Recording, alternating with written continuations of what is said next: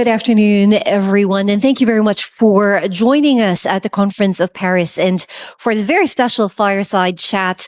As mentioned earlier, my name is Christina Kino. I am with Bloomberg News, and I will be speaking to a very special woman here. She's quite the overachiever, Raphael Torjman, who is the founder and CEO of Jeto Capital.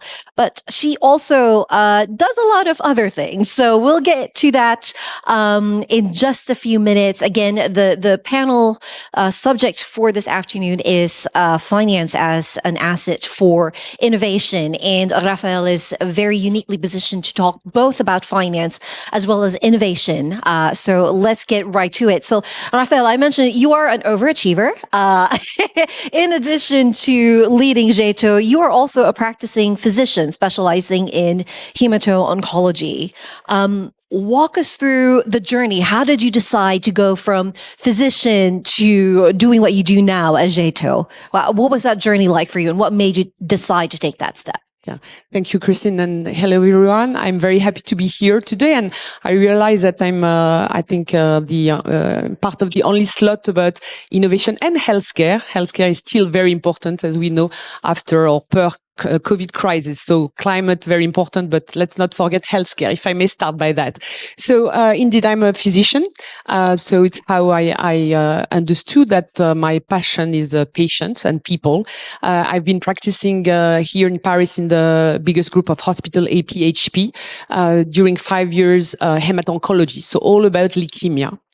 And it's where I understood the importance for the patient and for improving treatment for patient, how multidisciplinary around even a specialty like hematology is very important, because indeed with patients with leukemia, with complication, you need to have several specialty. And you will see that I'm using that for the investment later on. So then to understand behind the patient, I've done science with a PhD postdoc in immunology and molecular biology with INSERM, the equivalent of French NIH, where here I understood the role of innovation. Innovation, again, to accelerate improvement for patient. And then instead of coming back to the hospital, making a career here, I turned hopefully good. I turned as an investor since now more than 20 years. And I've been learning investment and growing at one of the first investment firm in biotech, biopharma, Sofinova Partners. And I grew up from, analyst partner and then managing partner and co-managing the fund. And I done investment there, but I realized even though I was, lucky or, being associated to great successes, not only for performance, but also very importantly in our business related to benefit for patient. But nevertheless, I realized that I didn't get the means of the ambition of the entrepreneur manager I was backing and accompanying in terms of enough money to really build success stories for drugs and then performance, and also enough money to push the product to be developed until the patient and commercialization. The second lack of means I realized I didn't get is enough resources, human resources, even as an investor, to help these entrepreneurs and managers. Because, in biotech, biopharma is let's say, quite sophisticated, not to say complex, and you need to have the knowledge from the science, translational science, to the drug, but also for that you need clinical development, manufacturing, patents, and so on, to really be able to develop these drugs. So it's how I started to build Jeto. And Jeto is today a fund of 534 million euro, which is today the largest independent fund in Europe to invest in biotech, biopharma. Wow. So that must have been quite the journey. And I can imagine with the COVID pandemic, that even made it more important for everyone to realize that stakeholders in this field really needed to come together, right? And it's probably nothing that drove home that the importance of medical innovation and making sure that we put our resources into it than the pandemic. So now we're coming, hopefully, on the other side of that, and we're learning to get back to normal, as it were. What do you think were the lessons that we learned from that? How has that changed the landscape, the post-COVID situation that we're in now, and especially when it comes to the relationship between big pharma and some of the maybe more innovative startup companies in this space? So first of all, obviously, it has changed a lot the perception of the importance of healthcare in our economy. I mean, all the economy, all the world has stopped. So I think that people had realized the importance of getting a good health for everyone, but also that we need innovation to answer to this pandemic. Without vaccines, we won't be all together today. So I think that was the biggest realization to know that we need to invest, we need to help innovation to be there. Obviously, a big impact on hospital and care. I won't go to that because there is still a lot of work to do. But the most important, I think, outcome of a bad situation like COVID is really to do more for innovation. And the proof of that is also the acceleration for this innovation, because one of the issues with innovation is, you could do experiment and try, but at some point you need to go to the patient, to commercialization. And for that, with the COVID vaccine example is quite amazing, because to get a vaccine, usually it's 8 years. Here it has been 8 months. So what happened is that all the stakeholders had been starting together. And I think that's one of what I will call a positive side effects of this crisis, is that we've been working together, the FDA with the EMA and others, same on manufacturing and for getting access to the COVID vaccine. So that for me is the most important thing. If I look at more, let's say, on the more micro and like fund like JETO, clearly the fact that we have been raising actually JETO during COVID. Actually, just a closing, just before the announcement by WHO of an unknown virus, very dangerous, end of December, we have been, pitching investors that in the past were not so, let's say, sensitive to healthcare and innovation. And now actually not only investor, but all of you are, and all of us are talking about RNA and PCR like anyone. We're all experts in. Yes, exactly. What I would like to say also is about the importance of the innovation is that RNA had been a revolution, as you know. And what is great is that RNA technology, even though it was not so new, Moderna and BioNTech had been very successful, but it has been 20 years of work.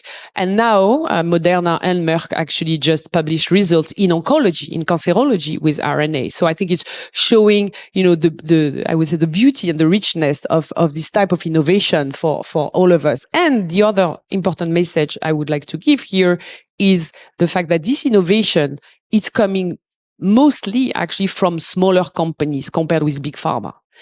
In the case of the COVID vaccine, it's, BioNTech, Moderna, it's biotech, now big biotech. And okay, Pfizer had partnered with BioNTech, and pharma typically are very good at the industrialization, the commercialization, but the innovation, actually, the innovative drugs sold by the big pharma are coming from more than 70% coming from the smaller companies. And it's what we finance, with JETO. And what is important also, back to your point about big pharma, is that so they are externalizing their R&D to get this innovation with more than 70% drugs again coming from these smaller companies, but also they know what they need, because the drugs, what we do in innovative drugs is that we look at the value according to the patent life, because when the patent is over of your drug, then you have a generic, and then the pharma has a dramatic drop in terms of sales. So they know exactly the need, and it is estimated that by 2030, 300 billions of need to fulfill this gap of dramatic drop of sales are willing by the pharma that themselves are sitting on a pile of cash. So it's just to give you the perspective of this market that is without any cycle, any bubble. I mean, it's probably the only one like that, even with the crisis we are going through. Inflation obviously is impacting, but it's unfortunately for all of us, there are always new diseases disease like COVID, but also 2/3 of the disease today known are without any treatment available.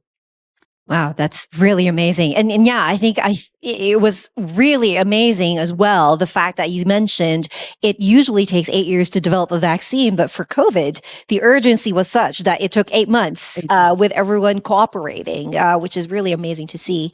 But as you mentioned as well, developing the vaccine is one thing, but distributing it and making sure that the patients who need it the most get it and get it very quickly is another. And so walk us through some of your thoughts when it comes to improving patient access to some of these life-saving therapies and what stakeholders like Jeto could do to help speed up that process. Yeah. So first of all, we in our investment policy, we really look at who are the patients that need the most, that are the most severe, where we could bring a benefit to the patient with the drugs we are financing through our portfolio companies. So that's one. So how accelerate? So it's really in our mission actually is to go faster to the patient. Then your question is, let's say, more complex than that, because obviously then it's what about the emerging market? How to get access? Because, and particularly as a medical doctor, I want drugs for everyone. And what happened with COVID, and we've seen that, delays obviously for some countries to get the vaccine, then the discussion about shall we share the IP, the patent, intellectual property, but finally it's not the solution, because then you could kill a business, but more importantly, not because you have the patent that you could do well these vaccines. So, and it's a question of speed again. So back to your point, acceleration. So what we do, because I'm not going to, hide the fact that our business to do financial performance is to target the North America, US, and European market, because it's where the drugs are priced, and it's what we are doing to develop this drug to get this high price and get high NPV.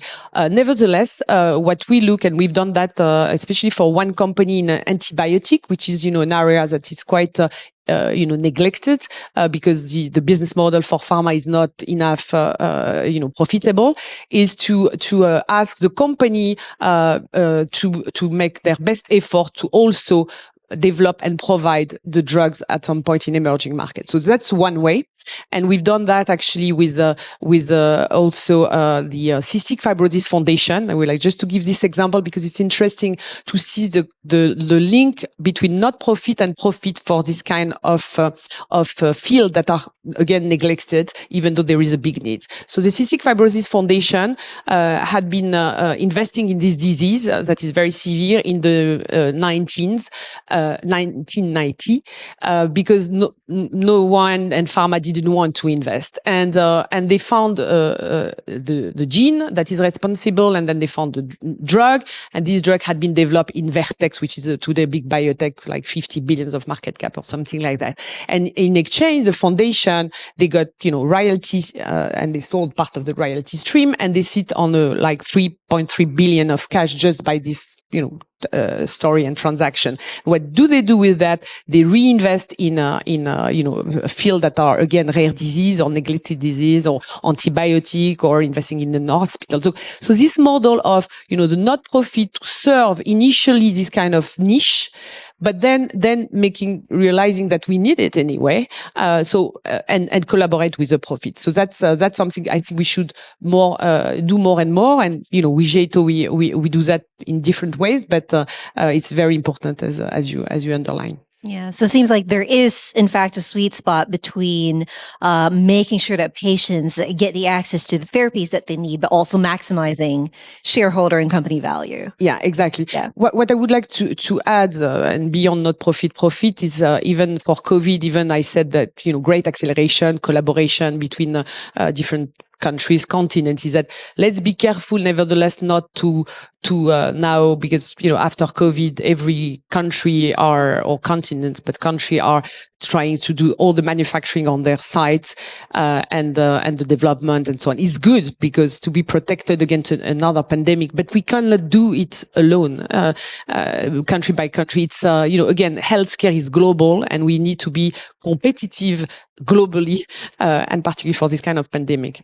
Yeah. Well, that brings us very nicely into my next question, actually, which is kind of Europe's position in that process. As you mentioned, no one region or country can really do it alone. Cooperation in this field, particularly, is very crucial. And I know that you have a lot of hope for Europe's ability to do that and really develop medical innovation over the next few years. What do you think are kind of the unique challenges and opportunities in this region in that regard?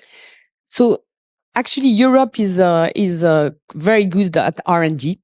And what is still today to improve, I don't like to say missing, but to improve is the transformation of the science to the drugs to again commercialization, because this is again very a lot of skills are needed, like any disciplines, but even more because you need to think the product is exactly what we do at JATO. Actually, is to look at what will be the product for the patient, and from there what you need to do at clinical trial and which population of patient, and the same, the manufacturing needs to be anticipated, because if you have a drug that is efficacious in phase 3 before the commercialization, but you cannot scale the drug and cannot sell the drug, then it's not a product. So all of that has to be thought before and in parallel all along. It's why again JATO we have this team with these multiple talents. So it's very great to see this innovation in Europe, and it's what it was and it is our investment thesis with JATO, and we demonstrated, because actually we invested in 13 companies as of today, and most of them in Europe. And what we see is a very strong deal flow, high quality of science, again, great universities, and more entrepreneurs, but still, about talent is still a need. So transforming the science to the drug commercialization, what kind of talents we need, and this we need to work even more as Europe, if I may say, but also globally, because of both markets, US, Europe, representing close to 70% of the market of innovative drugs. So that's very important to see that. And the second thing is the funding gap.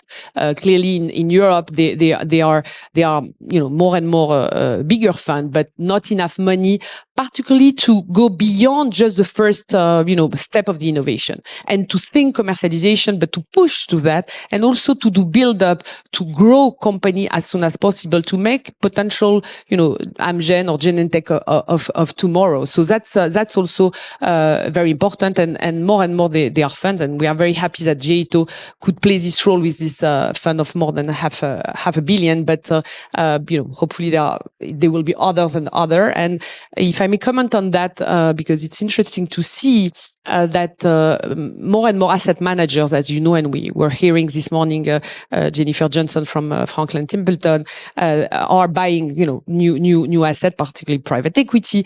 And what happened the last 9 months, actually, it's 4 acquisition of European funds in life science and biotech, biopharma by big players, asset managers. So Carlyle bought Abingworth, life science fund in the UK. Apollo came 20% in Sofinnova, my previous fund. Kurma was bought by Euraseo, and LSP was bought by EQT. So really it's showing 2 things. First, that we need more money, and these players, know that, with more money, we could do better. And they understand, these asset managers, they understand that healthcare, biotech, biopharma, with the people who know to do that, will generate growth, and it's the proof with these 4 acquisition. And the second very important thing is they have acquired European fund in these 4 cases. So it's showing the deepness of Europe. So that's really an opportunity. I would add, as an investor with a hat of investor, that Europe also is very interesting, because as you have less funds, obviously, but with the quality, you have discount in terms of price. It's like 30% discount even in a bull market. So now, with the market IPO that is closed, it's even better. So it's the right time. Now, you mentioned talent as being one of the crucial ingredients to making Europe, and particularly in the field of medical innovation, really a success in the future. So let's dig a little bit more into that. I know that you have a lot of thoughts, and you're also involved in a number of initiatives when it comes to trying to attract and retain talent in the field, and especially talent that is constantly fresh and diverse. So walk us through some of the initiatives that you're involved in to kind of improve that situation. Yeah.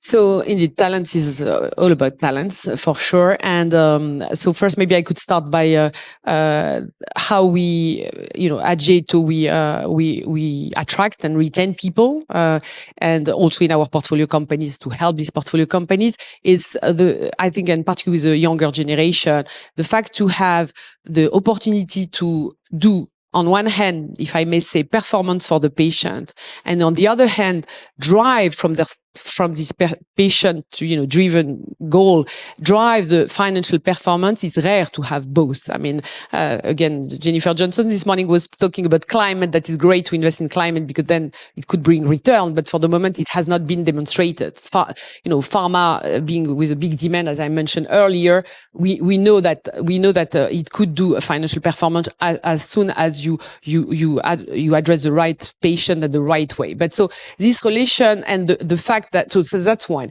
The second thing I would say it's so this is, I would say, if we take the ESG topic to speak about talents and retaining and attracting people, the S is very much also about. So if I start maybe by the G, in addition to what I just said about the patient, is the diversity indeed. So diversity is not only we'll come to gender, but it's also competencies, culture, and at J2 we have like 8 nationalities and many women. Not only me actually, my two partners from the founding team are also women, and in total we have 2/3 of women, and we are 22 people today. So and the same we influence in our portfolio company. Actually, when we are on the board of a company, most of the time we are the only woman, and we influence also to that. So very important, the S on the patient, what we could do for patient, and the G with the governance and with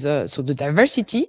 And also the way to work together, because J2 also on that in that respect is different, because I want really that we work like what we ask to the company's portfolio. What does that mean is to work in a way collaborative and in a collective way to deliver finally performance collectively. And it is very interesting to see that like that we select certain type of profile, to be with us. So, and I think collectivity, collaborative, and again, this morning in the panel, it was said that it's very much, led by women. So about initiative, one is, obviously I spoke about J2, but it's also, I founded 13 years ago an association of women named WITH, for Women Innovating Together in Healthcare. And the same concept is, a kind of holistic approach to the health, to how to make progress for, again, patient and people. And that is to put women together, across the whole value chain and ecosystem, and to do really 1 + 1 = 3. How we could be synergistic to really improve and accelerate, healthcare for patients and people. So, and finally about talent, I've been honored about 1 year ago by our President Emmanuel Macron to be nominated as a kind of ambassadress for France and representing ecosystem French healthcare innovation to attract talents, actually. And this was in the plan Innovation Healthcare 2030 after COVID that the president had been working with his team, several initiatives. And one of them is this. And all of this is very coherent because the goal is attracting talents to really, because of this sophistication I was mentioning, to really make things, moving and globally, because the diseases are the same everywhere. Yeah, well, very promising. If anyone is interested in applying for opportunities at J2, please see Raphael after our chat. But anyway, we have just a few minutes left, and I do want to get a few final thoughts from you, Raphael. Two, actually. Looking into 2023, we're closing another year. We're looking forward to the challenges of next year. What is one thing that you are most worried about? And number two, what is one thing that you're most hopeful about for 2023? So I would say it's combination of the most hopeful and the most worry is what I was mentioning a little bit earlier is the access to drug for everyone, equality to get access to drug, and with also working on the cost of drugs for that. So I would say this wish and this hope, but also this worry is probably more long term than just 2023. So if I look for 2023 and then transforming that in hope, is investing more in innovation and healthcare. And again, climate is very important, but COVID is one of the first pandemic, unfortunately, and there are again many other diseases. So let's be sure we invest to get the new innovation, but also to be able to treat every patient in the world and get access even in emerging markets. Oh, with that, we bring this fireside chat to a close. Thank you so much, Raphael, for joining us, and to our audience as well for listening in. Once again, I am Christina Kino, and we hope you enjoy the rest of the conference. Thank you very much, everyone.